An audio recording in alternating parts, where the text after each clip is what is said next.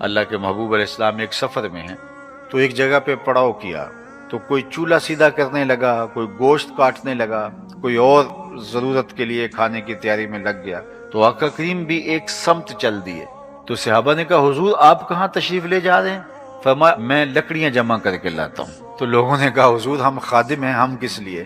تو فرمایا میں یہ پسند نہیں کرتا کہ لوگ کام کریں اور میں معتبر بن کے بیٹھا رہوں۔ ہمارے تو خادم صاحب یہ ٹشو کا ڈبہ بھی پاس لے کے کھڑے ہوتے ہیں کہ ہمارے لیڈر ٹشو بھی خود نکال نہیں پاتے، تو کیا انہوں نے امت سازی کا عمل کرنا ہے؟ جو گلاس میں پانی خود نہ ڈال سکے، جو ٹشو نہ اٹھا سکے، تو وہ کس طرح امت سازی کا عمل کریں گے؟ حضور نے فرمایا میرے اوپر لکڑیاں جمع کرنا ہے، اور حضور لکڑیاں جمع کر کے لائے۔ غزوہ خندق کے موقع پر آپ جانتے ہیں کہ کیا حال ہوا؟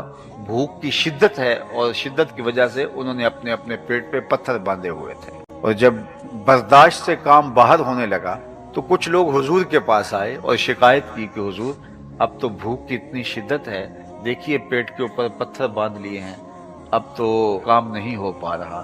تو حضور نے ان کو کوئی تسلی آمیز صرف لفظ دینے کی بجائے اپنے پیٹ سے کپڑا اٹھایا، تو لوگوں نے دیکھا کہ حضور کے پیٹ پہ دو دو پتھر بندھے ہوئے تھے۔ اگر ان کے پیٹ پہ ایک پتھر بندھا ہے تو حضور کے بطن اقدس کے اوپر دو پتھر بندھے ہوئے تھے۔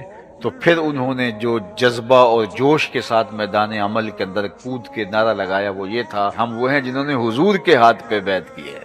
پھر وہ پوری ہمت کے ساتھ، توانائی کے ساتھ میدان عمل میں موجود پائے گئے اور پھر حالات کے رخ کو پلٹ کے رکھ دیا۔ تو یہ حضور کی سیرت طیبہ ہے۔ حضور اپنے کام خود کرتے تھے، گھر جاتے تھے تو گھر والوں کے ساتھ حضور علیہ السلام جو ہے وہ کام کاج میں مدد کرواتے تھے۔